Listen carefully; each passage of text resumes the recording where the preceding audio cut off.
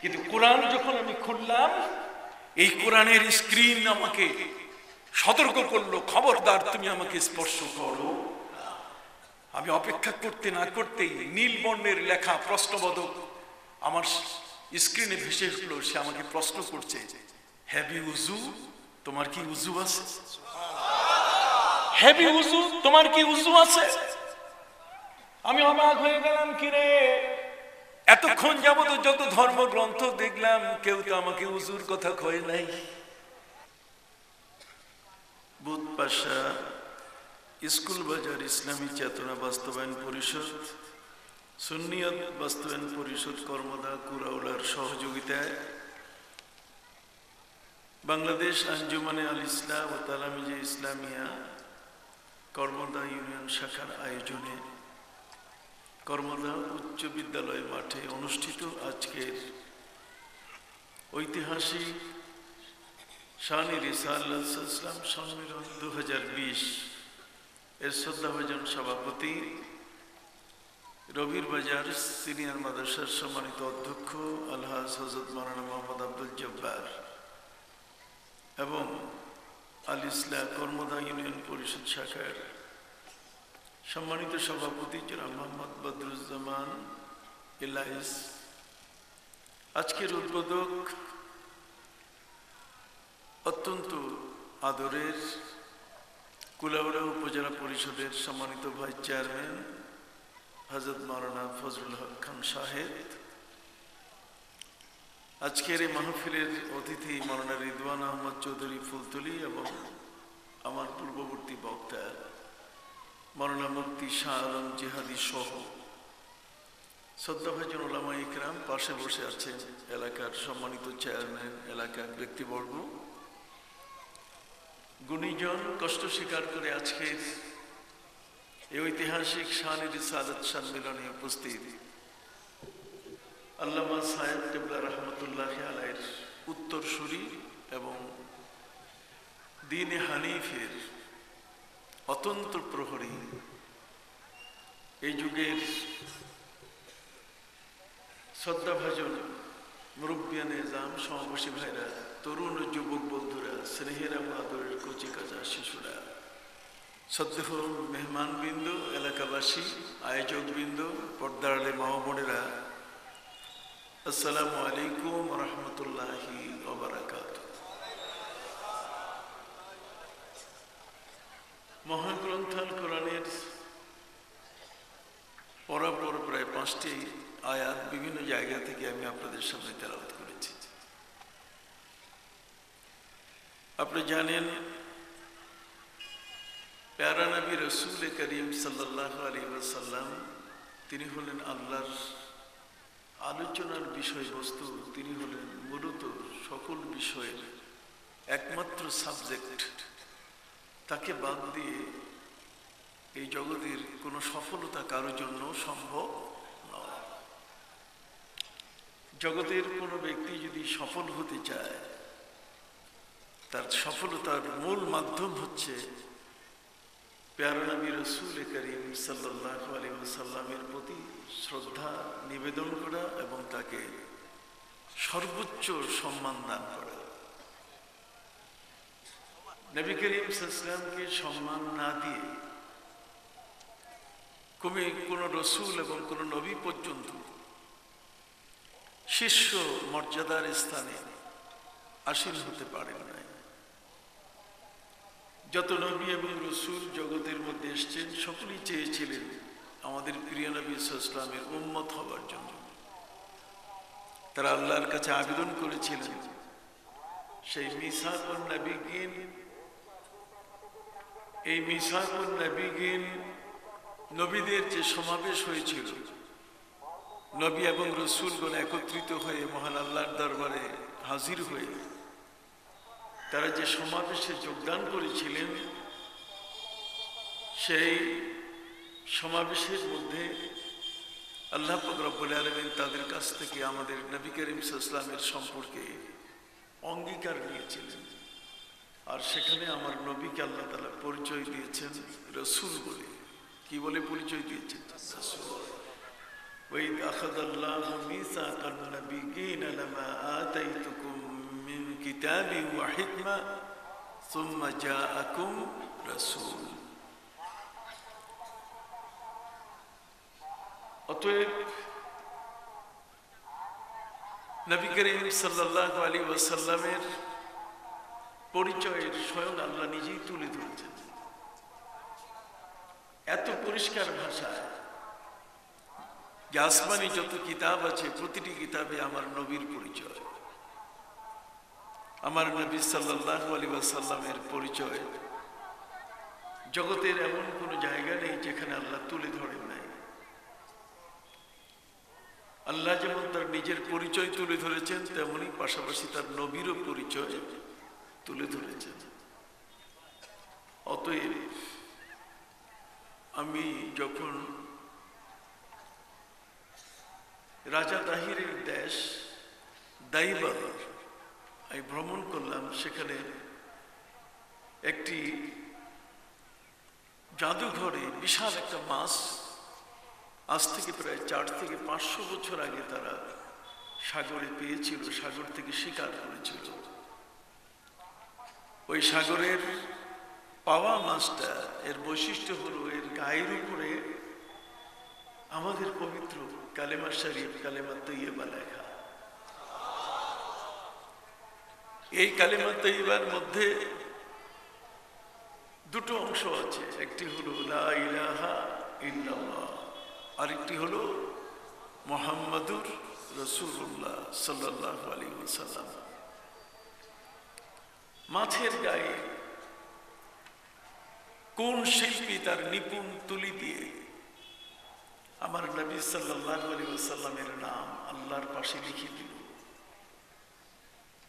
শুধু তাই নয়, পবিত্র কোরআন মাজিদে আল্লাহ পাক রব্বুল আলামিন বলেছেন সানুরিহিম আয়াতিনা ফিল আফাকি ওয়া ফি আনফুসিহিম হাত্তা ইয়াতাবায়্যানা লাহুম আন্নাহুল হক।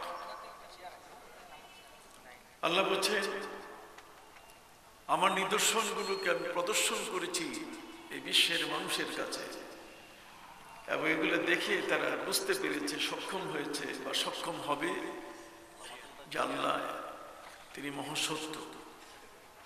আপনি জানেন আফ্রিকার জঙ্গলে গাছ, সেই গাছ দাঁড়িয়ে আছে একের পর এক, আর কি সুন্দর শোভন নিয়ে সেখানে লেখা লা ইলাহা ইল্লাল্লাহ মুহাম্মাদুর রাসূলুল্লাহ সাল্লাল্লাহু আলাইহি ওয়াসাল্লাম। আমার প্রিয় নবী সাল্লাল্লাহু আলাইহি ওয়াসাল্লাম এই জগতের মধ্যে তিনি এভাবে আত্মপ্রকাশ করেন নাই। বাবা আদমের সৃষ্টি হচ্ছিল, বাবা আদম আলাইহিস সালাম আপনারা জানেন 300 বছরের দীর্ঘ সময় ধরে স্বামী স্ত্রীর মধ্যে বিচ্ছিন্নতার সৃষ্টি হয়েছিল একমাত্র নিষিদ্ধ গাছের ফল খাবার কারণে। সংসারের মধ্যে মারাত্মক ধরনের বিপদ নেমে এসেছিল। বাবা আদম আলাইহিস সালামকে আল্লাহ তাআলা মা হাওয়া সহ জান্নাত থেকে পৃথিবীতে নামিয়ে দিয়েছিলেন। 300 বছরের দীর্ঘ সময় পর্যন্ত স্বামী স্ত্রীর কারোর সাথে কারো দেখা নাই। বাবা আদমের সাথে মা হাওয়ার কোনো দেখা নাই। 300 বছর পরে তারা একে অপরকে যখন পেয়ে গেলেন আরাফাতের ময়দানে জাবালে রাহমাতে, তখন আল্লাহর পক্ষ থেকে যেমন তাওবার কালেমা শিখিয়ে দেওয়া হলো, পাশাপাশি হযরত আদম আলাইহিস সালাম তিনি আল্লাহর কাছে তার এই বিষয়টি নিয়ে অনুশোচনা করে তিনি বললেন ইয়া রব্বি বিমুহাম্মাদিন, হে আমার রব, আপনি মুহাম্মদ রাসূলুল্লাহ সাল্লাল্লাহু আলাইহি ওয়াসাল্লামের উসিলায় আপনি ক্ষমা করে দেন। আমার আল্লাহ থেকে জিজ্ঞেস করলেন ইয়া আদম কাইফা আরাফতা মুহাম্মাদান, তুমি মুহাম্মদ সাল্লাল্লাহু আলাইহি ওয়াসাল্লামকে কিভাবে চিনলে? মুহাম্মদ সাল্লাল্লাহু আলাইহি ওয়াসাল্লাম তিনি এখনো এই জগতে আত্মপ্রকাশ করেন নাই। রুহানি জগতে তার অবস্থান বিদ্যমান। সৃষ্টির সূচনা থেকে প্রথম থেকেই তিনি রাসূল, তিনি বাবা আদমের পূর্বেও রসুল, বাবা আদমের সময়ও কি নবী এবং রসুল। বাবা আদম আলাইহিস সালামের দেহ যখন পানি এবং মাটিতে, এখনো বাবা আদম পূর্ণ মানব হয়ে তার সৃষ্টি আসে নাই। সম্মানিত সুধী, নবী করিম সাল্লাল্লাহু আলাইহি ওয়াসাল্লামকে জিজ্ঞেস করা হয়েছে, ইয়া রাসূলুল্লাহ, ইয়া নবী আল্লাহ, মাতা কুনতা নবিয়্যা, মাতা কুনতা বুইসতা, আপনি কখন নবী হয়েছেন, আপনি কখন রসুল হিসাবে মনোনীত হয়েছেন? নবী করিম সাল্লাল্লাহু আলাইহি ওয়াসাল্লাম তিনি উত্তর দিলেন, কুনতু নবিয়্যান ওয়া কানা আদম বাইনার রূহি ওয়াল জাসাদ। আদমের দেহ এবং তার রূহটা যখন সংযোগ হচ্ছিল, অন্য রিওয়ায়াতের মধ্যে আছে যে আদম তার দেহ আর কাদা এবং পানির মাঝখানে যখন আদমের দেহ, নবী করিম সাল্লাল্লাহু আলাইহি ওয়াসাল্লাম বলছেন, তখনও আমি নবী। তাহলে যেই নবী আদমের আগেও নবী, যেই নবী আদমের আগেও রসুল, সেই রসুল সাল্লাল্লাহু আলাইহি ওয়াসাল্লামের পরিচয় বাবা আদম আলাইহিস সালাম। তিনি বলেন, আল্লাহ যখন আমাকে সৃষ্টি করলেন, আল্লাহ জিজ্ঞেস করলেন, ইয়া আদম কাইফা আরাফতা মুহাম্মাদান, তুমি কেমন করে মুহাম্মদ সাল্লাল্লাহু আলাইহি ওয়াসাল্লামকে চিনলে, তার ওসিলা দিয়ে তুমি আমার কাছে ক্ষমা চাচ্ছ?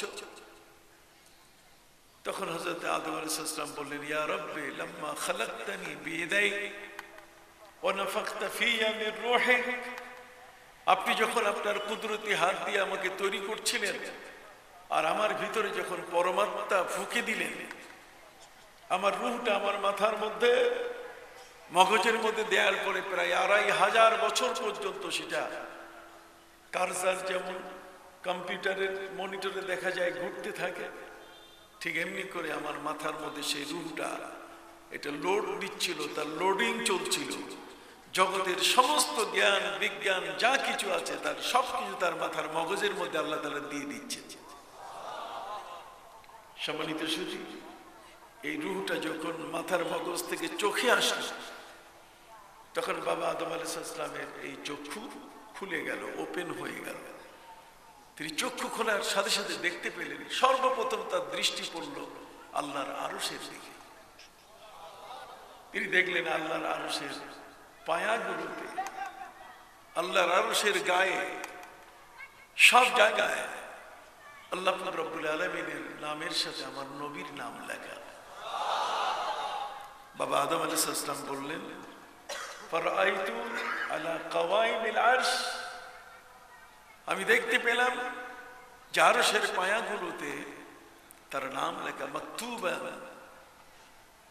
লা ইলাহা ইল্লাল্লাহ মুহাম্মাদুর রাসূলুল্লাহ, ফাযানানতু ইন্নাকা লাম তুযিব ইলা ইসমিকা ইল্লা আহসানাল ইসমি ইলাই, আমি বিশ্বাস করলাম যে নিশ্চয়ই তোমার অতীব প্রিয় এমন কাউকে ছাড়া তুমি তোমার পাশে তার নাম তুমি লেখো নাই। সুবহানাল্লাহ বলেন। তাহলে বাবা আদম আলাইহিস সালামের সৃষ্টি যখন, তার আগেও আমার নবীর নাম আরশের গায়ে সেখানে লেখা। নবীর নাম কোন যুগে ছিল না? আমার নবী সাল্লাল্লাহু আলাইহি ওয়াসাল্লামের নাম, তার শান, তার মর্যাদা, তার মান সর্বযুগে আল্লাহ পাক রব্বুল আলামিন বহাল রেখেছেন। আমার নবী সাল্লাল্লাহু আলাইহি ওয়াসাল্লাম তিনি পৃথিবীতে 63 বছরের সময় ধরে যেমন তিনি ছিলেন রসুল, তার শুরুতেও তিনি ছিলেন রসুল।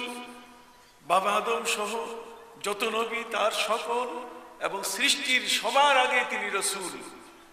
তিনি জগতের মধ্যে শুভাগমন করলেন, তখনও কি রসুল। তিনি পৃথিবী থেকে ইন্তেকাল করলেন, তখনও কি রসুল, এখনো কি, এবং কিয়ামত পর্যন্ত কি। দুনিয়ার সকল পদবী কোনো না কোনো এক সময় কারো কারো ক্ষেত্রে এটা বাতিল হয়ে যায়, থাকে না। নবী এবং রসুল যারা, তাদের রিসালাত এবং নবুয়ত তাদের ইন্তেকালের সাথে সাথে সেগুলো বাতিল হয়ে যায়। কিন্তু আমার নবী সাল্লাল্লাহু আলাইহি সাল্লামের রিসালাত, তার রসুল, এই পদমর্যাদা এটা আল্লাহ কখনো বাতিল করেন নাই। সৃষ্টির শুরুতে তিনি রসুল, আর সৃষ্টির শেষেও তিনি কি রাসূল, কিয়ামতের ময়দানেও তিনি কি রাসূল। অতএব ভাইরা আমার, এমন এক মহান রাসূলের শান, তার রিসালাত সম্পর্কে আজকের এই মহান সম্মেলন। আর আমরা এই সম্মেলনে যোগদান করতে পেরেছি।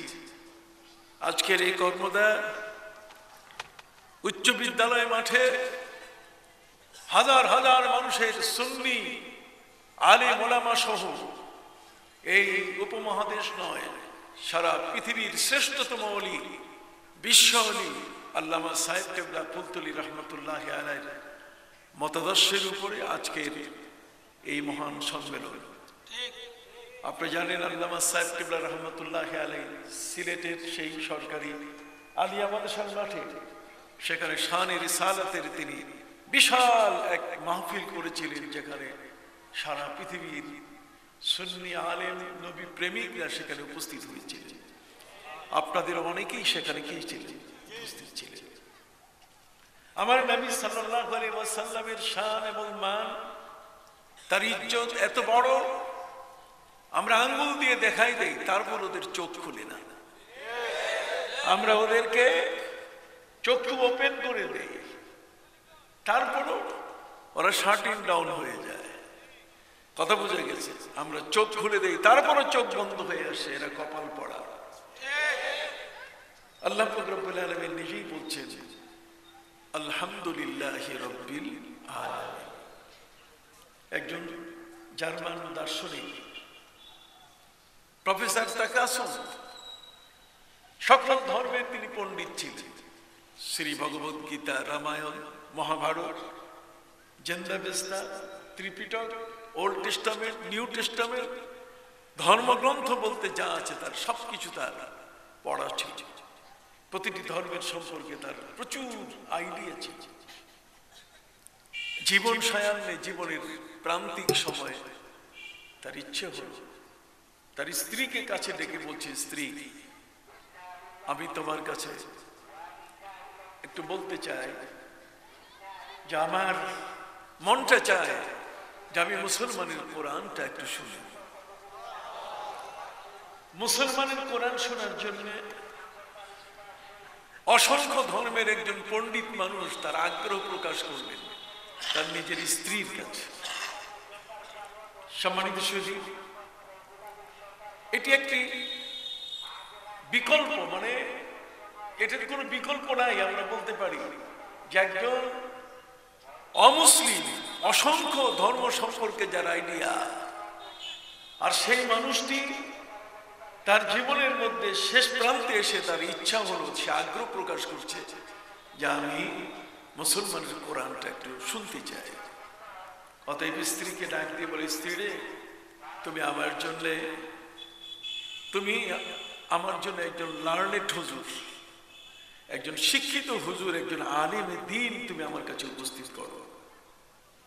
লার্নেড হুজুর বলতে গেলে আজকালকার ওই নয়া মৌলবী না, ওই যে নয়া মৌলবী নতুন নতুন কথা কয়, মাঝে মধ্যে ইংরেজি কয়, কথা বল না, টরে টপকা, কখনো নবীর সম্পর্কে সিক্স প্যাক বলে, কখনো নবীকে বলে আনলেটার, নবী নিরক্ষর নবী,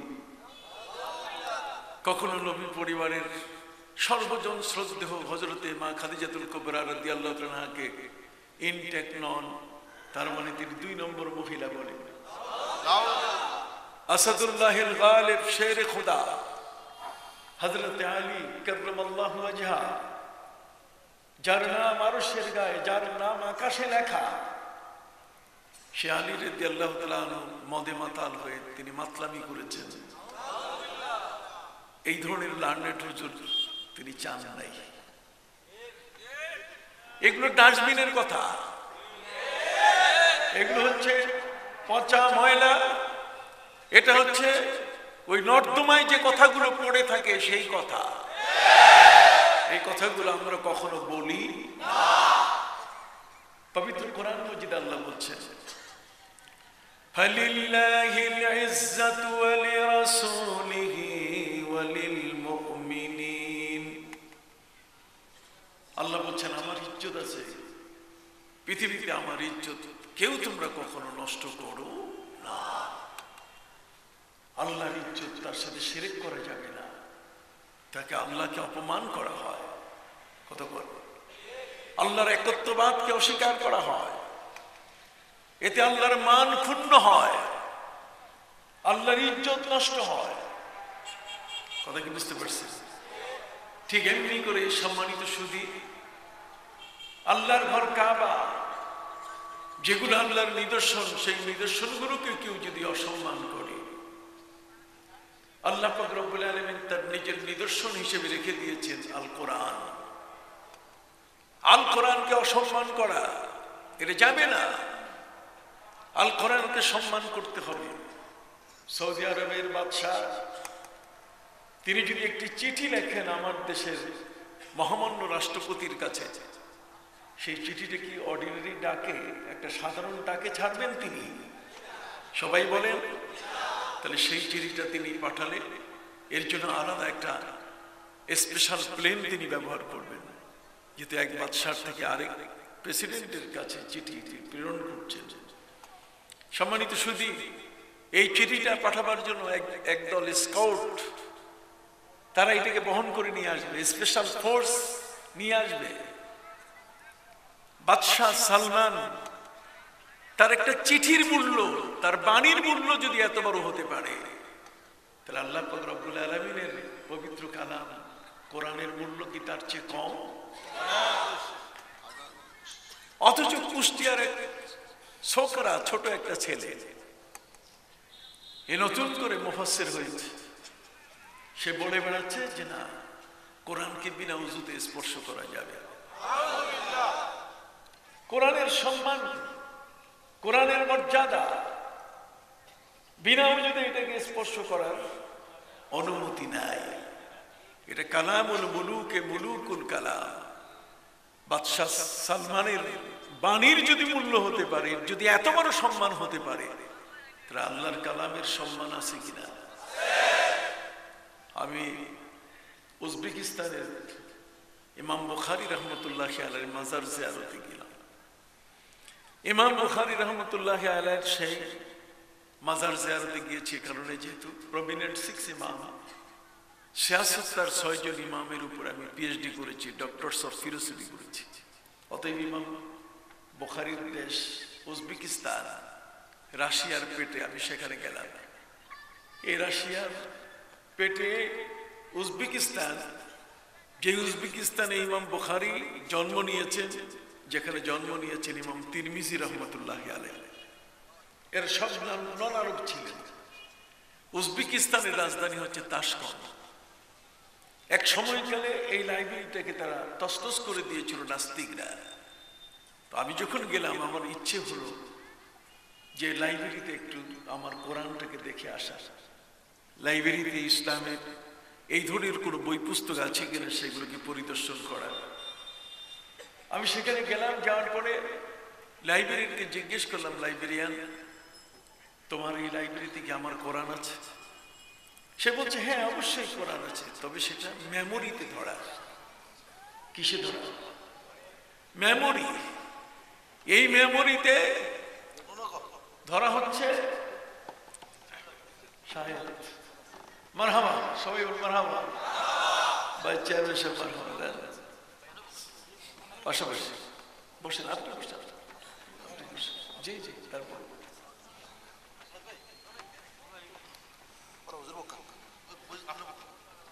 আপনি বসেন। সম্মানিত সুধী ভাইরা আমার, আমাদের এই এলাকার অত্যন্ত গুরুত্বপূর্ণ ব্যক্তিবর্গ আজকের এই শানের সালাত সম্মেলনে তারা উপস্থিত হয়েছেন। আমরা সকলেই তাদেরকে সাধুবাদ জানিয়ে বলি মারহাবা। আমরা কি বলবো? আমরা হাতে তালি দিব না মারহাবা বলবো? হাতে তালি দেওয়া এটা আমাদের সংস্কৃতি নয়। আমাদের সংস্কৃতি সম্পূর্ণ গুছানো এবং সাজানো সংস্কৃতি, এবং এত সৌন্দর্য মণ্ডিত যা পৃথিবীতে অন্য কারোর মধ্যে নাই।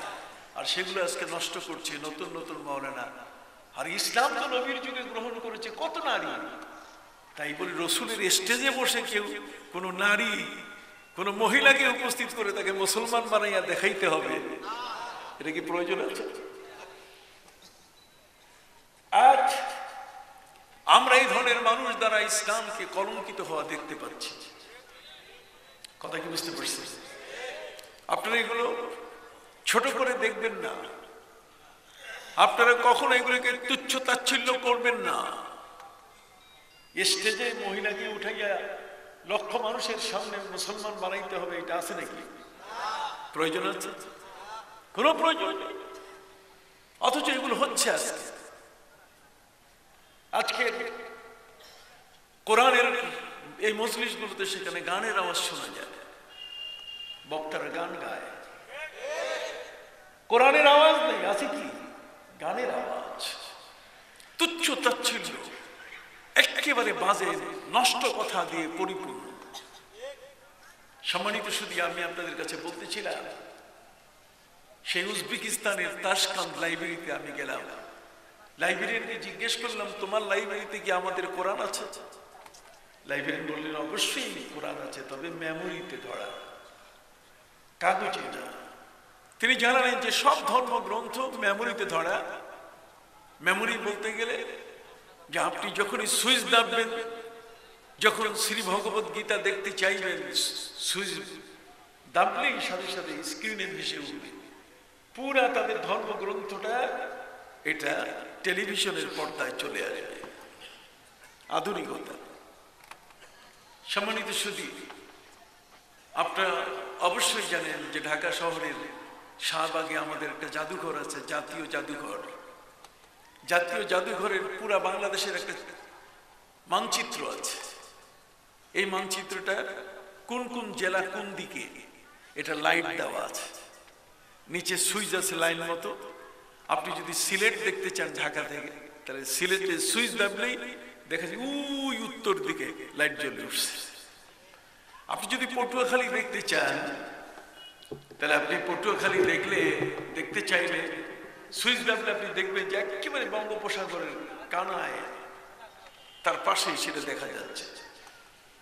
তো আমি তাশকান্দ লাইব্রেরিতে সর্বপ্রথম শ্রী ভগবত গীতার সুইচ দাবলাম। সুইচ দাববার সাথে সাথে স্ক্রিনের মধ্যে তাদের নেটওয়ার্ক এত সবল, সম্মানিত শুধু সাথে সাথে টেলিভিশনের বিশাল পর্দায় ভেসে উঠল ওম শান্তি। রামায়ণের সুইচ যখন দাবলাম, তখন সেখানে ভেসে উঠল একটা অর্ধ উলঙ্গ মানুষ, এর মাথা থেকে কোমর পর্যন্ত কোনো কাপড় নাই। আপনি নিজেও জানেন, পণ্ডিত জওহরলাল নেহেরু, তিনি একজন বেশটার মানুষ ছিলেন, কিন্তু খালি গায়ে থাকতেন তিনি।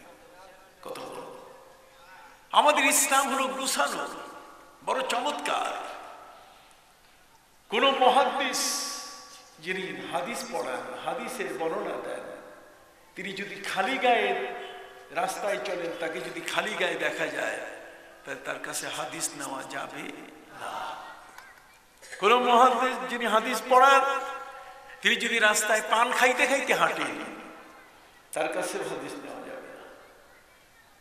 একজন মুহাদ্দিস, রাসূলের হাদিস যার কাছে, তিনি অত্যন্ত আমানতদার ব্যক্তি, তার সম্মান অনেক বড়।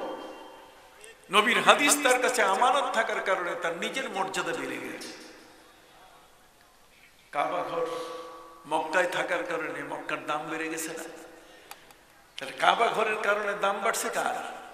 মক্কার। আর আমার নবী সাল্লাল্লাহু আলাইহি ওয়াসাল্লামের কারণে দাম বেড়ে গেছে মদিনার।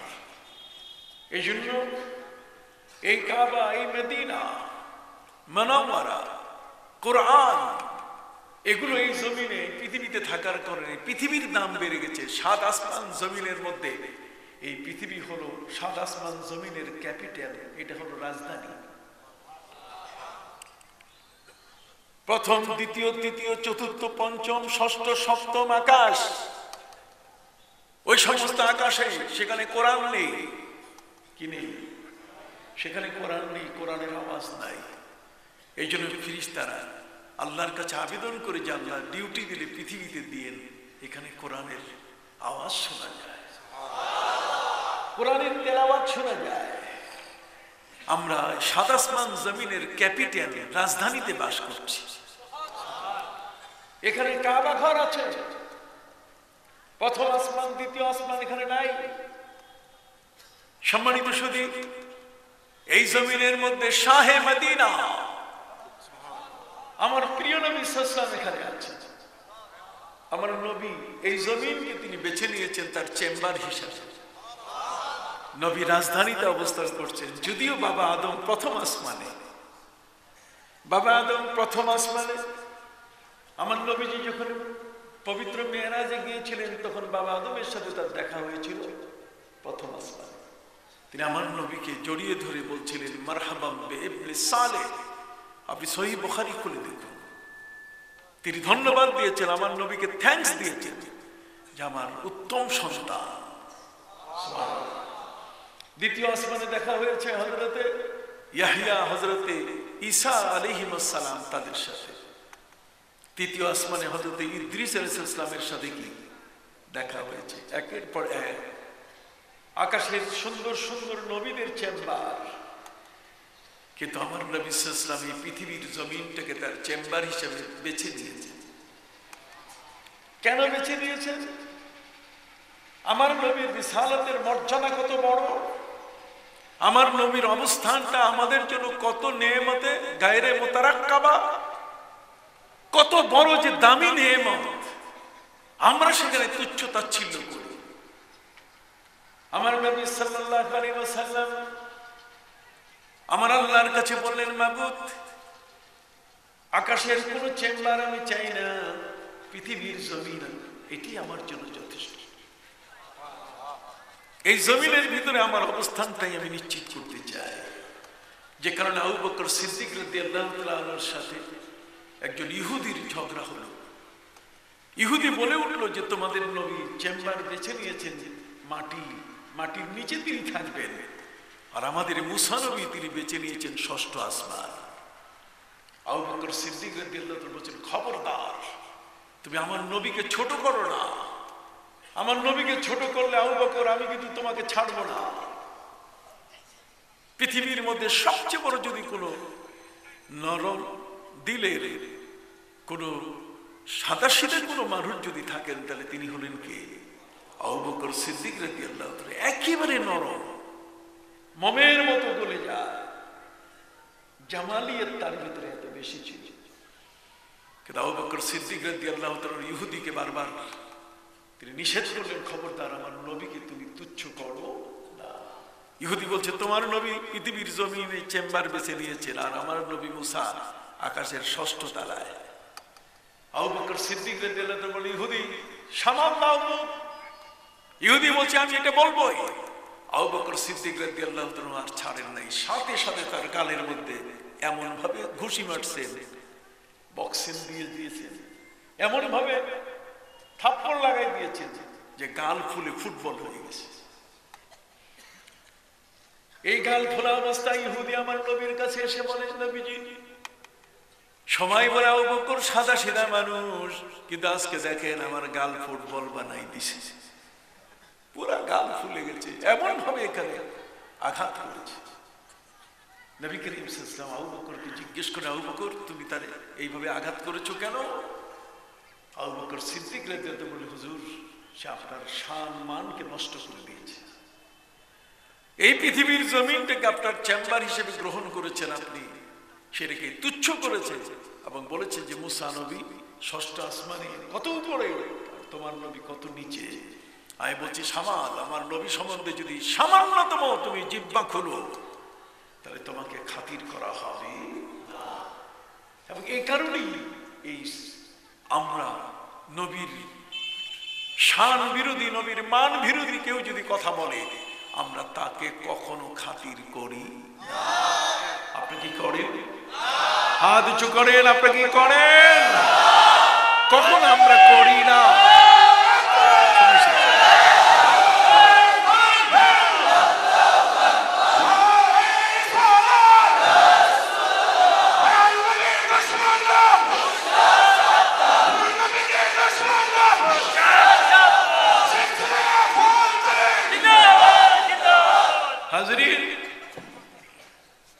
হযরত আবু বকর সিদ্দিক রাদিয়াল্লাহু তাআলা তিনি বললেন, নবীজি আপনার শান, আপনার মান, আপনার মর্যাদা ক্ষুণ্ণ করবে আর উম্মত চুপ করে কলা গাছের মতো দাঁড়িয়ে থাকবে, চকলেট খাবে, আইসক্রিম খাবে, এটা হতে পারে না। এই জন্য আমি তার গালে আঘাত করেছি। নবীজি তখন আবু বকর সিদ্দিককে বলেন, আবু বকর, নবী ছিলেন অতি ভদ্র নবী, আমার নবীর চেয়ে ভদ্র আর জগতে কেউ নাই। ইহুদিরা এসে দলে দলে বলে আমার নবীকে এসে বলছে আসসালামু আলাইকুম, আসসালাম, লাম আলিফটা বলে নাই, বলছে আসসালামু আলাইকুম। আসসালাম মানে আপনি মরেন, আসসালামু আলাইকুম আপনার উপরে মৃত্যু আসুক। হযরতে মা আয়েশা রাদিয়াল্লাহু তাআলা পাশে, তিনি বললেন, একদিকে তিনি আমার স্বামী, পৃথিবীর মধ্যে কোন নারী, কোন স্ত্রী তার সামনে যদি তার স্বামীর মৃত্যুর কামনা কেউ করে, সতী স্ত্রী কোনদিন তাকে খাতির করবে না। হযরতে আম্মা জানা আয়েশা রাদিয়াল্লাহু তাআলা তিনি ওই মুহূর্তে দেখলেন যে নবীকে তুচ্ছ করা হচ্ছে, আমার স্বামীকে তুচ্ছ করলো, উনি মরুক, এত বড় কথা বললো। সাথে সাথে হযরতে আম্মা জানা আয়েশা রাদিয়াল্লাহু তাআলা তিনি বললেন, ওয়া আলাইকুমুস সালাম, তোমরাও মরো, তোমাদের মৃত্যু হোক। আমার নবীজি বলেন, ইয়া আয়েশা তু মাহলান, আয়েশা রে দাঁড়াও, তুমি এরকম রাগ করছো কেন? আমরা ভদ্র জাতি, আমরা কোনদিন কুকুর কামড় দিলে কুকুরকে কামড় দেওয়া পছন্দ করি না। কুকুরের কাজ কুকুর করেছে, কামড় দিয়েছে পায়, তাই বলি কি কুকুরের পায়ে কামড় দেয়া শোভা পায়? কথা বল। নবীজি বলেন, আয়েশা মাহলান, দাঁড়াও, থামো, আমরা ভদ্র জাতি। নবীজি সাল্লাল্লাহু আলাইহি সাল্লাম তাকে, তার উম্মতকে একটা ভদ্র জাতি হিসেবে তিনি পৃথিবীতে উল্লেখ করেছেন। এই জন্য আবু বকর সিদ্দিক রাদিয়াল্লাহু তাআলা বললেন যে ইহুদি আমাকে ছোট করেছে, কিন্তু তারপরও তুমি তার গালে হাত দিয়েছিলে, ঠিক করো। আমরা হলে তো দলীয় মানুষকে উস্কাই দিতাম যে বেটা আরো দিয়ে একটা লাগাই দিতাম, কি কোন ঠিক কিনা? একটা গাল ফুলাইছো, আরেকটা গাল গাজী ট্যাঙ্কি বানাই দিতাম। একটা তো ফুটবল হয়েছে, আরেকটা কি গাজী ট্যাঙ্কি। কিন্তু না, ইসলাম কখনো এইভাবে কাউকে উস্কিয়ে দেয় না। একটা ভদ্র ধর্ম, পৃথিবীর মধ্যে একটি ভদ্র জাতি হলাম আমরা। আমাদের প্রিয় নবী সাল্লাল্লাহু আলাইহি ওয়াসাল্লাম হলেন জগতের সর্বশ্রেষ্ঠ ভদ্র নবী। তিনি সকল নবী সম্মানী, কিন্তু আমার নবী সাল্লাল্লাহু আলাইহি ওয়াসাল্লাম হলেন এক্সেপশনাল, তিনি হলেন ব্যতিক্রম ধর্মী। চিৎকার দিয়ে বলুন সুবহানাল্লাহ। হযরত আবু বকর সিদ্দিক রাদিয়াল্লাহু তাআলাকে আমার নবীজি বুঝানো শুরু করলেন, আবু বকর লা তুখাইরুনি বাইনাল আম্বিয়া ওয়া লা তুখাইরুনি আলা ইউনুস ইবনে মাত্তা ওয়া লা তুখাইরুনি আলা ইউসুফ লাউলা লাবিস্তু সাজনা লা জাবতু দাইয়া। আমার নবীজি বলেন, আবু বকর খবরদার কোন নবীর উপরে আমাকে প্রাধান্য দিও না। দেখছেন কত ভদ্র নবী, নবীর শান্ত এমনি বড়, ওয়া রাফা'না লাকা যিকরা। তারপরও নবীজি বলছেন যে তুমি আমাকে অন্য কোন নবীর উপরে প্রাধান্য দিও না। লা তুখাইরুনি বাইনাল আম্বিয়া ওয়া লা তুখাইরুনি আলা ইউনুস ইবনে মাত্তা। খবরদার ইউনুস নবীর উপরেও আমাকে প্রাধান্য দিও না। ইউনুস নবী আলাইহিস সালাম তিনি যখন নৌকায় চড়ে পার হতে পারলেন না, বারবার নৌকার মুখ ঘুরে যাচ্ছে, লটারি করা হলো, বারবার তার নাম আসতেছে। উনি বললেন, আমি তো এই গ্রামে থাকবো না। উনি ওনার অতিরিক্ত পোশাক খুলে ফেলে এরপরে তিনি দরিয়ার মধ্যে ঝেঁপে পড়লেন। যখনই দরিয়ার মধ্যে ঝাঁপ দিলেন, তখনই আমার আল্লাহ ওই দরিয়ার যে সবচেয়ে বড় যে তিমি মাছ, ওই তিমি মাছটাকে নির্দেশ দিলেন, যাও আমার নবী মাটি উপর থেকে যদি পানিতে ঝাঁপ দেয়, লাভ দেয়, তাহলে তিনি আহত হবেন। আমার নবী তিনি আহত হবেন, এটা আমি চাই। কিন্তু আমাকে না বলেন গ্রাম ছেড়ে দিয়ে চলে যাচ্ছে, এতে আমি আল্লাহর শক্তি যে একটা আছে এটা খর্ব হয়েছে। কথা বল না, আমার শক্তি যে আছে এই শক্তিটা হযরত ইউনুস তার গ্রামে থাকা উচিত ছিল। কিন্তু জীবন বাঁচানো তো দরকার।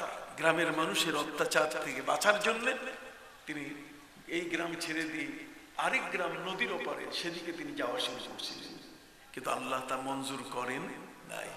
নবী ইউনূস আলাইহিস সালাম তিনি ঝাঁপ দিলেন, লাফ দিয়ে পড়লেন পানিতে, কিন্তু আল্লাহ সাথে সাথে সেই দরিয়ার তিমি মাছটিকে বললেন যে খবরদার, তুমি তাড়াতাড়ি আমার ইউনূসকে তোমার মুখে ধারণ করো, পানিতে যেন পড়ে আহত না হয়। চোখের পলকে তিমি মাছ দৌড়ে আসলো, হা করে হযরত নবী ইউনূস আলাইহিস সালামকে নিজের মুখে ধারণ করলো, এরপরে পেটের মধ্যে গ্রহণ করলো। পেটের মধ্যে গ্রহণ করার পরে তার মনে হলো যে আমি একটা চমৎকার আধার পেয়েছি। আমার আল্লাহ বলে দিলেন, ইয়া হুত ইন্নী লাম আজআলহু লাকা রিজকা, রে তিমি মাছ, আমি কিন্তু আমার নবী ইউনূসকে তোমার পেটের আধার বানাই নাই। বাল জাআলতু বাতনাকি মাসজুনা, বরং তোমার পেটটাকে আমি তার জন্য জিন্দানখানা, বন্দিখানা বানিয়ে দিয়েছি।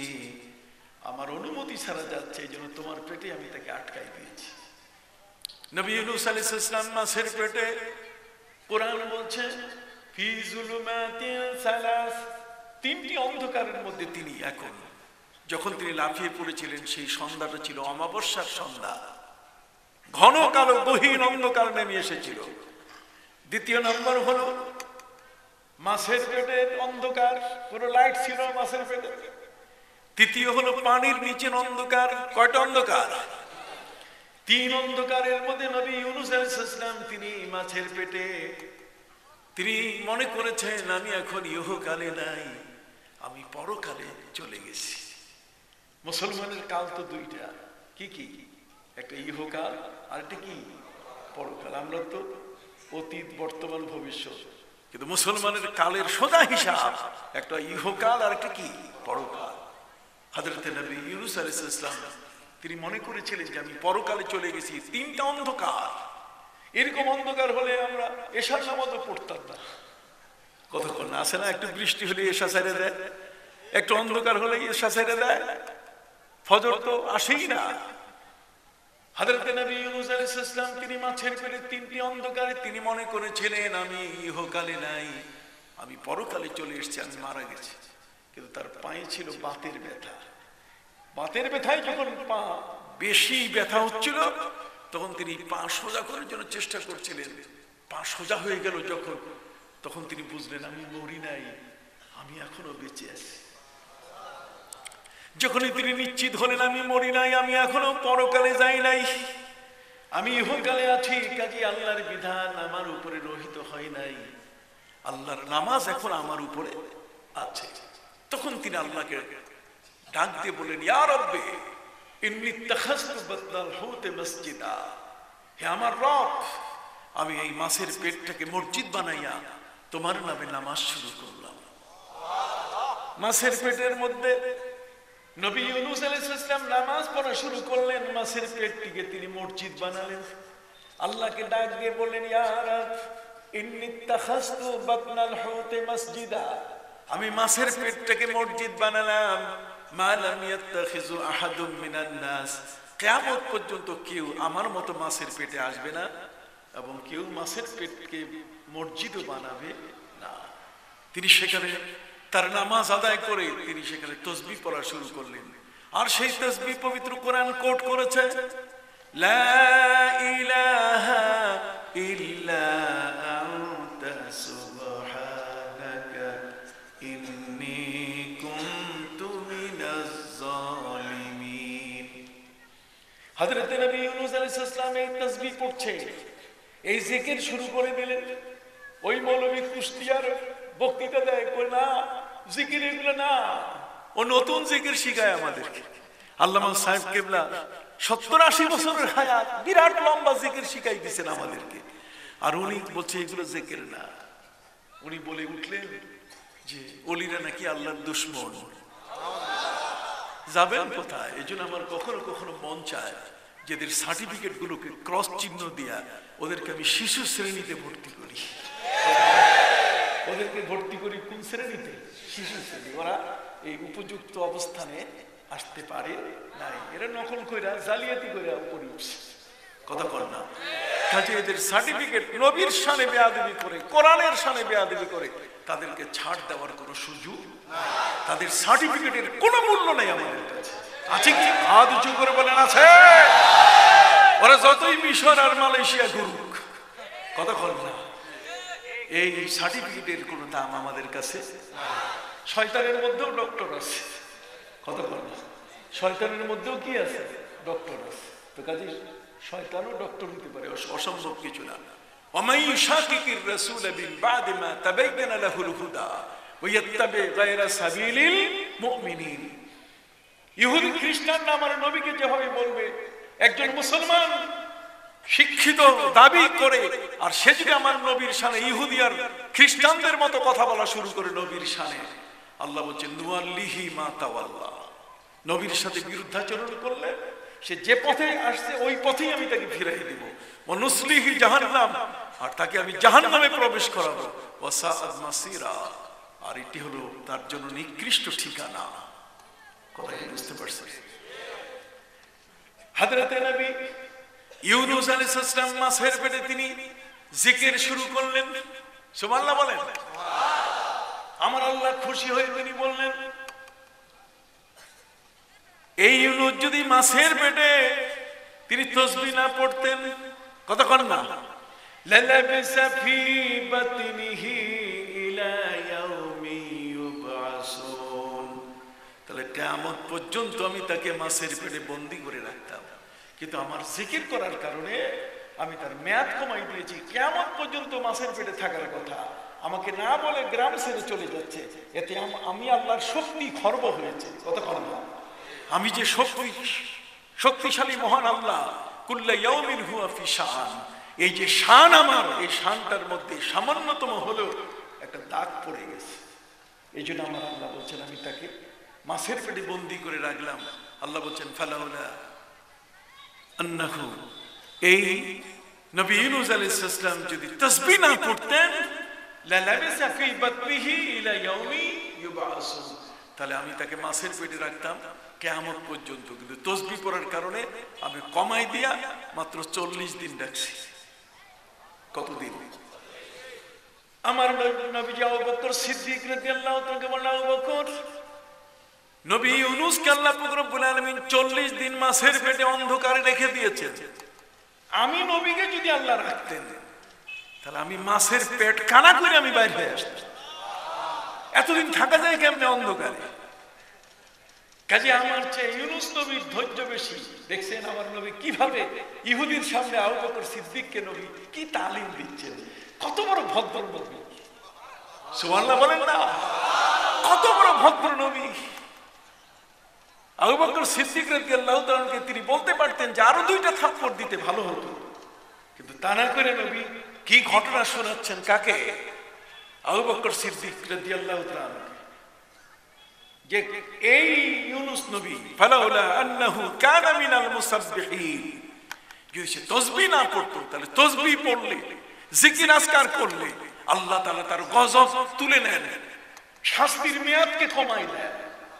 এই জন্য পীর মাশায়েখ ওলি আউলিয়া, আল্লামা সাহেব কেবলা রহমতুল্লাহ আলাইহি, বদরপুরি রহমতুল্লাহ আলাইহি, জৌনপুরি রহমতুল্লাহ আলাইহি, সারসিনার শাহ সুফি নিসারউদ্দিন আবু জাফর মুহাম্মদ সালেহ রহমতুল্লাহ আলাইহি, হক্কানি আউলিয়া ইকরাম আমাদেরকে তাসবিহ শিখিয়ে দিয়েছেন, জিকির আজকার শিখিয়ে দিয়েছেন। নয়া মৌলবীর নতুন তাসবিহ, নতুন জিকির আমাদের এই নতুন করে শেখার দরকার। অলরেডি 1400 বছরের দীর্ঘ সময় পাস্ট হয়ে গেছে, জিকির শিখে ফেলছি আমরা, নতুন করে তালিম দেওয়ার দরকার। কথা বুঝতে পারছেন? তাহলে এখানে নবী কাকে বুঝাচ্ছেন? আবু বকর সিদ্দিককে বুঝাচ্ছেন যে আমার চেয়ে ইউনূস নবীর মর্যাদা অনেক বড়, কাজে সে মুসা নবীর মর্যাদা অনেক উপরে বলছে, বলুক না, তাতে কি হয়েছে? সুবহানাল্লাহ। কত বড় ভদ্র নবী। আমার নবী যে বলছেন ওয়ালা তুখাইরুনি আলা ইউসুফ, নবী ইউসুফের উপরে আমার মর্যাদা দিও না। কেন? লাউলা লাবিস্তু সাইনা লা জাবতু দাইয়া, হযরত নবী ইউসুফ আলাইহিস সালাম তিনি জেলখানায় ছিলেন, 6 বছর 6 মাস 6 দিন 6 ঘন্টা 6 মিনিট 6 সেকেন্ড। হযরত নবী ইউসুফ আলাইহিস সালাম এতদিন জেলখানার মধ্যে তিনি থাকলেন কত বছর? 6 বছর 6 মাস 6 দিন 6 ঘন্টা 6 মিনিট 6 সেকেন্ড। সুবহানাল্লাহ। এত লম্বা জেলখানায় তিনি আটকা। শেষ পর্যন্ত তার ব্যাপারে রায় চলে আসলো যে তিনি বেকসুর খালাস, তার কোনো অপরাধ নাই। আমাদের দেশের রাজনীতিতে মানুষ কখন নামে? যখন 2-1 জেল খাটে। জেল খাটলে তখন ফুলের শুভেচ্ছা, জেল খাটলে তখন ফুলের মালা গলায় দিয়ে জেলখানা থেকে বাইর করে এরপরে চিৎকার দেয়, তোমার ভাই আমার ভাই, নামাজ নাই রোজা নাই, কত করে চিল্লাচিল্লি শুরু হয়ে যায়। জেলখানা থেকে উত্থান শুরু হয়, কত করে না, এখান থেকে উত্তরণ শুরু হয়ে যায়। না, ইসলাম আদর্শের ধর্ম। সুবহানাল্লাহ। ভাইরা আমার, আমি আপনাদের খেদমতে বিনয়ের সাথে বলতে চাই, হযরত ইউসুফ আলাইহিস সালাম জেলখানার মধ্যে অনাহুত, কোনো কারণ নাই, বেকসুর যাকে খালাস ঘোষণা করা হলো, তাকে 6 বছর 6 মাস 6 দিন 6 ঘন্টা 6 মিনিট 6 সেকেন্ড এত লম্বা সময় জেলখানায় তাকে পড়ে থাকতে হলো। জীবনের একটা কত বিশাল সময় জেলখানার মধ্যে কেটে গেছে। কথা বল। সম্মানিত সুধী, হযরত ইউসুফ আলাইহিস সালামকে শোনানো হলো মুক্তির বাণী। তাকে বলা হলো যে আপনি বেকসুর খালাস, আপনি জামিন না, প্যারোলে মুক্তি না। কথা বল না, কোন অপরাধ স্বীকার করার পরে আপনি মুক্তি চাচ্ছেন এটা নয়, কোন প্যারোলে মুক্তি নয়, বরং আপনি বেকসুর খালাস, আপনি নির্দোষ। কাজে আপনি চলে আসেন। হয়তো ইউসুফ আলাইহিস সালাম বলছেন, না, আমি জেলখানা থেকে বের হব না। হযরত নবী ইউসুফ আলাইহিস সালামকে প্রশ্ন করা হলো, আপনি জেলখানা থেকে বের হবেন না কেন? 6 বছর থাকলেন, কম দিন 6.5 বছর, কত কম, এতদিন আপনি জেলখানায় থাকলেন, এতদিন থাকা যায়, আপনি বাইর হন। উনি বললেন না। কারণ আপনি জেলখানায় থাকতে চাচ্ছেন কেন? উনি বলছেন জেলখানার মধ্যে নিরিবিলি আল্লাহকে ডাকা যায়। তাহলে জেলখানাকে তারা আল্লাহর জিকিরের জায়গা বানায় ফেলছেন। আর আমাদের কেউ যদি জেলে যায় তাহলে চোর ডাকাই দেয়, কত কথা, আরো দুষ্ট হইয়া বের হয়ে আসে। এগুলোর পরিবর্তন করতে হবে। এখন এই কারাগার নাম পরিবর্তন করছে আমাদের সরকার। সরকার পরিবর্তন করে দিচ্ছে যে কারাগার শব্দ আর নাম দেওয়া যাবে না, এটা সংশোধনাগার। কতক্ষণ না, এর ভিতরে ঢুকলে সে সংশোধিত জীবন নিয়ে ফিরে আসবে। কতক্ষণ না, এটা শাস্তির ঘর হিসেবে এটাকে চিহ্নিত করা যাবে না। নামের পরিবর্তন এটা এখন আমেরিকাও শুরু হয়েছে। আমেরিকা এখন দারোয়ান শব্দ বলে না, আমেরিকা এখন বলে কেয়ারটেকার। কারণ তার মেয়েটাকে বিয়ে দিতে গেলে সমস্যা, মেয়ে বিয়ে দিলে তখন বলবে যে দারোয়ানের মেয়ে। আর এখন দারোয়ান না, শব্দ নাম পরিবর্তন হয়ে গেছে। একই ব্যক্তি দায়িত্ব একরকমই করছে, কিন্তু নাম এসে গেছে কি কেয়ারটেকার। কেয়ারটেকারের মেয়ে, ওরে বাবা, দামি মানুষের মেয়ে। কথা বলেন, শব্দের পরিবর্তন, এগুলো জানতে হবে, ভাষা শিখতে হবে। কার শানে, কার মানে কোন ভাষা ব্যবহার করা যায়, আমার নবীর শানে ভাষা কেমন হবে, এগুলো মালয়েশিয়ায় পড়লে সব শেখা যাবে তা নয়। এদেশের পীর মাশায়েখের দরবারে আসতে হবে, আল্লাহর ওলিদের কাছে ভাষা শিখতে হবে, তাদের কাছ থেকে কন্টেক্সট গুলো জানতে হবে, তারা কিভাবে, তাদের থিঙ্কিং কি, তাদের ভাষা কি, তাদের অ্যাপ্রোচিং কি, তারা কিভাবে কোনখানে নবী করিম সাল্লাল্লাহু আলাইহি ওয়াসাল্লামকে কিভাবে উপস্থাপন করছে, এগুলো সংস্পর্শে আসতে হবে। কথা কি বুঝতে পেরেছি? আল্লামা সাহেব কেবলা রাহমাতুল্লাহি আলাইহি এই কারণে নিজের ঘরে 1 সেকেন্ডের জন্য বিশ্রাম নেন নাই। একদিনের মধ্যে 20টা 25টা পর্যন্ত মাহফিল করে প্রত্যেকের দুয়ারে দুয়ারে ঘরে ঘরে গিয়ে নবীর প্রেম ভালোবাসায় দ্বীন ইসলামকে প্রচার করে গেছে। ঠিক কি না? এই জন্য আমি আমার ভাইদের খেদমতে আরজ করতে চাই, হযরত নবী ইউসুফ আলাইহিস সালাম 6 বছর 6 মাস 6 দিন 6 ঘন্টা 6 মিনিট 6 সেকেন্ড দীর্ঘ সময়ের পরে জেলখানায় থাকার পরে তিনি বের হচ্ছেন না, বেকসুর খালাস, নির্দোষ। আমার নবী বলছেন লাউলা লাবিস্তু সাজনা লা আজাবতু দাইয়া। নবীজি বললেন, যদি আমি এরকম ভাবে আমাকে কেউ জেলে আটকায় রাখতো, আমি নবীকে, আর যদি কইতো আপনি নির্দোষ বাইর হন, তা আমি লাফাইয়া বাইর হতাম। কিন্তু ইউনুস নবী তিনি বাইর হইতে চান নাই। কাজে আমার চেয়ে নবী ইউনুসের দাম বেশি। দেখছেন আমার নবী কত ভদ্র, তিনি আবু বকর সিদ্দিককে কিভাবে তালিম দিচ্ছেন, কিভাবে তার মাইন্ড সেট আপ করছেন, কন্যা সুবহানাল্লাহ, কিভাবে তার মানসিকতাটাকে তিনি তৈরি করছেন। দিস ইজ আওয়ার ইসলাম।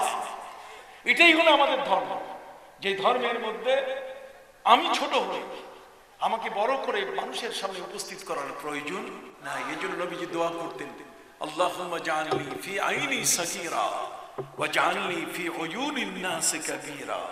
আল্লাহ তুমি আমার চোখে আমাকে ছোট করে দেখাও, আর মানুষের চোখে তুমি আমাকে বড় করে দেখাও। সুবহানাল্লাহ।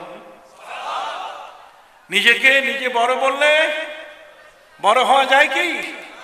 লোকে যারে বড় বলে বড় শেষ। এই জন্য আমি আমার ভাইরা, আমি বলতেছিলাম, আমার নবী সাল্লাল্লাহু আলাইহি ওয়াসাল্লামের সামনে আবু বকর সিদ্দিক রাদিয়াল্লাহু তাআলা আনহু, তিনি সামনে নবীর বদনাম করছে ইহুদি। আবু বকর মেনে নিতে পারেন নাই। নবীর চেম্বার কোথায়? এই জমিনে। সুবহানাল্লাহ। নবী এই জমিনে থাকার কারণে এটা রাজধানী হয়ে গেছে, এটা রাজধানী হয়ে গেছে, এটা জগতের ক্যাপিটাল হয়ে গেছে, সমস্ত ফেরেশতাদের আগমনের জায়গা হয়ে গেছে। মাহবুবে জিবরিল আমার নবী এই জমিনে অবস্থান করার কারণে জিবরিল আমিন আমার নবীর কাছে 23 বছর 4 মাসে 24,000 বার এসেছেন।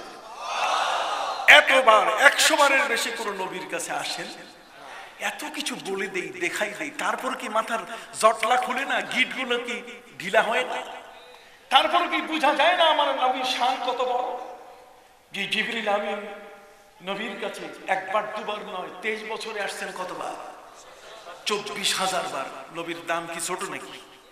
তাহলে নবীকে হিসাব করে কথা বলতে হবে। এই জন্যই আমার আল্লাহ বলছেন, ফালিল্লাহিল ইজ্জাতু ওয়া লিরাসূলিহি ওয়া লিল মুমিনিন। আল্লাহর ইজ্জত আছে, নবীর ইজ্জত আছে, আর ইমানদার ব্যক্তির মুরব্বী যারা তাদেরও কি আছে? ইজ্জত আছে।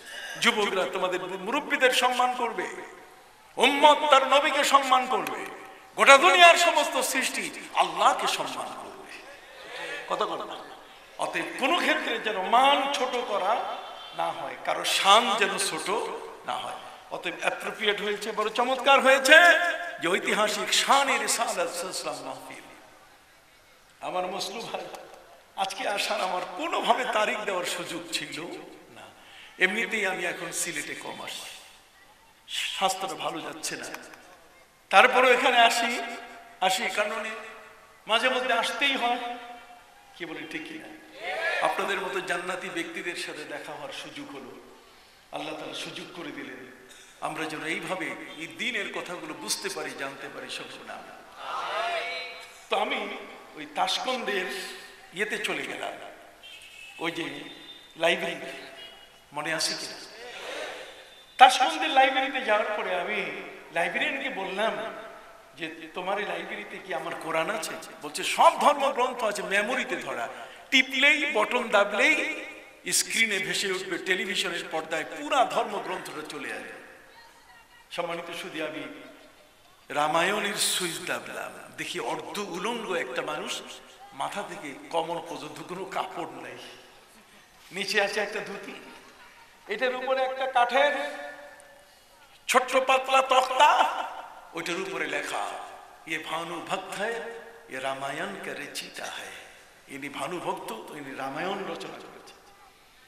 আমি দেখার পরে এরপরে আমি জিন্দা বিস্তার সুইচ দাবলাম, জিন্দা বিস্তার বের হয়ে আসলো।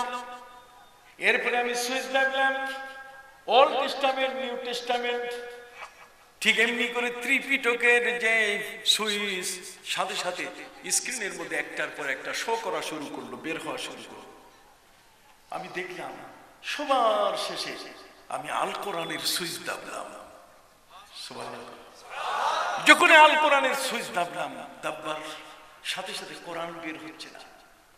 এতক্ষণ যত ধর্মগ্রন্থ সুইচ দাববার সাথে সাথে তাদের সার্ভার ফাস্ট, এত নেটওয়ার্ক তাজা, দাব্বার সাথে সাথে তাদের ধর্মগ্রন্থ এসে গেছে, কিন্তু কোরআনের সুইচ দাব্বার সাথে সাথে কোরআন বাইর হয় না, বরং ওই স্ক্রিনের ভিতর থেকে আমার প্রতি নোটিশ আসলো।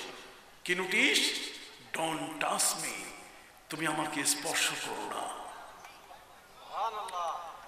লাল লেখা দিয়ে আমাকে নোটিশ করলো কোরআন, ডোন্ট টাচ মি, তুমি আমাকে স্পর্শ করো না। আমি বুঝতেছি না, এতক্ষণ যতগুলো ধর্মগ্রন্থ দেখলাম, বটন দাবলাম, কেউ আমাকে বলে নাই ডোন্ট টাচ মি। কিন্তু কোরআন যখন আমি খুললাম, এই কোরআনের স্ক্রিন আমাকে সতর্ক করলো, খবরদার তুমি আমাকে স্পর্শ করো।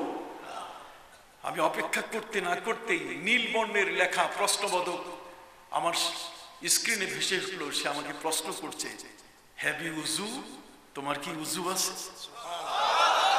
হ্যাভ ইউ উযু, তোমার কি উযু আছে? আমি অবাক হয়ে গেলাম, কিরে এতক্ষণ যাবত যত ধর্মগ্রন্থ দেখলাম, কেউ তো আমাকে উযুর কথা কয় নাই। এরপরে সর্বশেষ ফাইনাল নোটিশ সবুজ কালিতে চলে আসলো, ডোন্ট টাচ মি উইদাউট উযু। সাথে সাথে মহাগ্রন্থ আল কোরআনের সেই আয়াত আমার মনে পড়ে গেল। আমার আল্লাহ বলেন, ইন্নাহু লাকুরআনুন কারীম ফি কিতাবিন মাকনুন লা ইয়ামাসসুহু ইল্লাল মুতাহহারুন। দেয়ার অনারেবল কোরআন, এটি হচ্ছে মহাসম্মানীয় একখানা কিতাব। এটা আল্লাহর কালামে কালাম, এখানে আল্লাহর কালাম, আল্লাহর বাণী এখানে আছে, কাজে এটার দাম অনেক বেশি। এটা বিনা উযুতে ধরা যাবে না। এটা বাদশাহ সালমানের বাণীর চেয়ে, তার চিঠির চেয়ে এই কোরআনের প্রত্যেকটি হরফের দাম কোটি কোটি গুণে কি। আর মৌলবী ওয়াজ করে শোনাচ্ছে বিনা উযুতে ধরা যাবে, বিনা উযুতে। রাজা বাদশার কাছে নবী চিঠি লিখছেন। তুমি কি জানো রাজা বাদশার কাছে নবী যে চিঠি লিখছেন, সেখানের যে বর্ণ সংখ্যা আর কোরআনের বর্ণ সংখ্যা, তার চেয়ে ওই সংখ্যাটা বেশি। কথা বলো, নবী তাকে যে প্রশ্নগুলো করছেন, আসার জন্য আহ্বান করেছেন, কোরআনের আয়াতের অক্ষর সংখ্যার চেয়ে এগুলোর সংখ্যা কি বেশি। যদি বেশি হয় তাহলে বিনা উযুতে সেটা ধরা যাবে। সমস্ত আলেম অলরেডি ডিসাইডেড, এ ব্যাপারে একমত হয়েছে। কি বলি, ঠিক কিনা? এখন নতুন মৌলবী নয়া নয়া কথা কয়। আপনি কি নয়া নয়া কথা শুনবেন? দরকার আছে? এতদিন কি সব ফালতু কথা হয়েছে? হ্যাঁ বলেন, এতদিন কি কোনো ফালতু কথা হয়েছে? কোনো ফালতু কথা হয় না। আমার ভাইয়া, প্রফেসর তাকাসুমের কথা বলতেছিলাম। তিনি তার স্ত্রীকে বললেন, স্ত্রীরে এমন কোন ধর্মগ্রন্থ নাই যেটা আমি পড়ি নাই, তবে মুসলমানের কোরআনটা আমি এখনো শুনি নাই। তুমি একজন লার্নেড হুজুর নিয়ে আসো, একজন আলেম নিয়ে আসো। আলেম নিয়ে আসলেন। আসার পরে তার স্ত্রী তার স্বামীর আশা, তার আগ্রহ পূর্ণ করছেন। স্ত্রী এই শিক্ষিত আলেমের দিনকে এনে বলছে, আপনি একটু আমার স্বামীকে কোরআন পড়ে শোনান, তাকে তর্জমা করে শোনান। কোরআন পড়তে গিয়ে সূরা ফাতিহার একটা আয়াত মাত্র পড়ছে। কয়টা আয়াত? পড়ুন। বিসমিল্লাহির রহমানির রহিম, আলহামদুলিল্লাহি রাব্বিল আলামিন। একটা আয়াত পড়ার পরে সেই শিক্ষিত আলেম, লার্নেড হুজুর, তিনি তর্জমা করলেন, সমস্ত প্রশংসা কার? আল্লাহর, যিনি বহুমাত্রিক জগতের, অসংখ্য জগতের রব। প্রফেসর তাকাসুম তিনি বললেন, হুজুর কাছে আসেন। হুজুর বলছেন, কাছে যাবো কেন? আমি কি অপরাধ করছি? কয় হাত দেন। হাত দিব কেন? কয় দেন না হাতটা। উনি হাত বাড়িয়ে দিলেন, আপনি দয়া করে আমাকে কালিমা পড়ে মুসলমান বানান। হুজুর জিজ্ঞাসা করলেন, প্রফেসর তাকাসুম, এই গোটা কোরআন কত মানুষ পড়ে, তারপরও এলেমের হেদায়েতের নূর তার কলবে জ্বলে উঠে না। বাবু গিরিশচন্দ্র সেন গোটা কোরআনের বাংলা তর্জমা করছে। গোটা কোরআনের বাংলা কি অনুবাদ করেছেন, তর্জমা করেছেন। তারপর তো ইমানের নূরটা জ্বলে উঠলো না। তা আপনি সূরা ফাতিহার মাত্র একটা আয়াত ৬৬ 66 আয়াতের মধ্যে একটা আয়াত আপনি শুধুমাত্র শুনলেন, এতেই আপনার ইমানের নূর জ্বলে উঠলো। কারণ মানে এই একটা আয়াতের মধ্যে, আমি একজন অধ্যাপক মানুষ, আমি বস্তির মানুষটা, কথা বল না, আমি একজন শিক্ষিত ব্যক্তি, আমি তর্জমায় বুঝে ফেলেছি যে একটা আয়াতের মধ্যে কি মহাসাগর লুকানো আছে। উনি বলছেন সকল প্রশংসার মালিক। সবাই কিন্তু সব প্রশংসার মালিক হইতে পারে, কিন্তু সকল প্রশংসার মালিক কে? যদি দাঁড়ান, কে একটা প্রশ্নবোধক চিহ্ন যদি টানা হয়, সকল প্রশংসার মালিক কে, তাহলে এটার উত্তর পাইতে 100 পৃষ্ঠা 500 পৃষ্ঠা দূরে গিয়ে পাইতে হবে তা নয়, বরং সাথেই দেওয়া আছে লিল্লাহ, আলহামদুলিল্লাহ। দেখেন, প্রশ্ন যদি করা হয় আলহামদু, সমস্ত প্রশংসা কার, তাহলে উত্তর সাথেই দেওয়া আছে কি? লিল্লাহ, আল্লাহর। যদি প্রশ্ন করা হয় আল্লাহকে, তাহলে তার উত্তর সাথেই দেওয়া আছে, তিনি হলেন রব। তিনি কি? রব মানে লালনকারী। লালনকারী কাকে বলে? যিনি কোন শিশুর জন্ম যখন নেয়, কোন শিশুর মাথাটা যখন মায়ের গর্ভ থেকে পৃথিবীতে আসা শুরু করে, তার 7 মাস আগের থেকে যিনি মায়ের বুকের দুধ ওই শিশুটির খাবার গরম করতে থাকেন, তিনি হলেন রব। সম্মানিত শুধু ভাইরা আমার, তিনি কতটুকু জায়গার রব? যতটুকু জায়গা আমার মেম্বার সাহেব আছেন, ওয়ার্ডের মেম্বার, আল্লাহ কি অতটুকু জায়গার রব? একজন চেয়ারম্যান সাহেব যে একটা ইউনিয়নের কয়েকটা ওয়ার্ড মিলে, আমার আল্লাহ কি অতটুকু জায়গার রব? একজন এমপি সাহেবের যতটুকু জায়গা, আমার আল্লাহ কি ততটুকু জায়গার রব? কতক্ষণ না? তাহলে আমার আল্লাহ কি? রব্বুল আলামিন। 90,000 আলম সৃষ্টি, সৌরজগৎ বলেন, ভূমণ্ডল বলেন, সৌরমণ্ডল বলেন, এয়ার স্পেস বলেন, জগতের মধ্যে যা কিছু আছে তার সবটার মালিক কে? এর লালনকারী কি? আল্লাহ।